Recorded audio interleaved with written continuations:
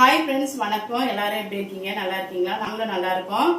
இன்னைக்கு பார்த்தீங்கன்னா ஞாயிற்றுக்கிழமைங்கிறதுனால நான் வழக்கம் போல் மீன் தான் வாங்கிட்டு வந்திருக்கேன்.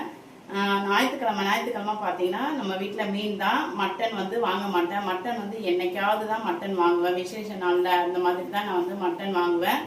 இன்னைக்கு மீன் வாங்கியிருக்கோம். அது என்ன மீன் சொல்லிட்டு பார்க்கலாம் வாங்க. இது பார்த்தீங்கன்னா 2 விதமான மீன் தான் வாங்கியிருக்கேன். இது என்ன மீனுன்னு பார்த்துடலாம்.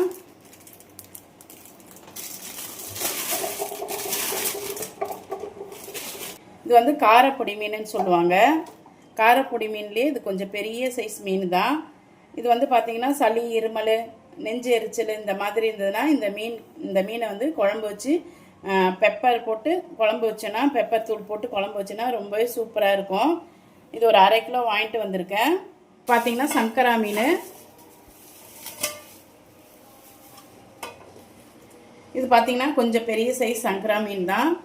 பாருங்கள், கொஞ்சம் ஃப்ரெஷ்ஷாகவே இருக்குது. கண்ணெல்லாம் நல்லா பிளாக்காக ஃப்ரெஷ்ஷாகவே இருக்குது. அவ்வளோதாங்க. இன்றைக்கி மீன் மார்க்கெட்டில் ரொம்ப விலையாக இருந்தது. என்னன்னு தெரியல, மீனெல்லாம் ரொம்ப விலையாக இருந்தது. பொடி மீன் எதுவுமே கிடைக்கல. சரின்னு சொல்லிட்டு 1 கிலோ சங்கரா வாங்கிட்டு அதுக்கப்புறம் பார்த்தீங்கன்னா காரப்பொடி மீன். இது 2 விதமான மீன் தான் வாங்கியிருக்கேன். எப்போ மீன் வாங்கினாலும் நான் வந்து ஒரு 3 விதமான மீன் இல்லை 2 விதமான மீன் தான் வாங்கிக்குவேன். ஏன்னா இந்த மீனை வச்சு நான் ஒரு 2 நாளைக்கு சமைச்சிப்பேன். 2 நாளைக்கு எடுத்து வச்சு சமைச்சிப்பேன் பார்த்துங்க. அதனால தான் வந்து எப்பயுமே மீன் வாங்கினா வாரம் தானே வாங்குறோன்னு சொல்லிட்டு 2 விதமான மீன் தாங்க நான் வாங்குறது.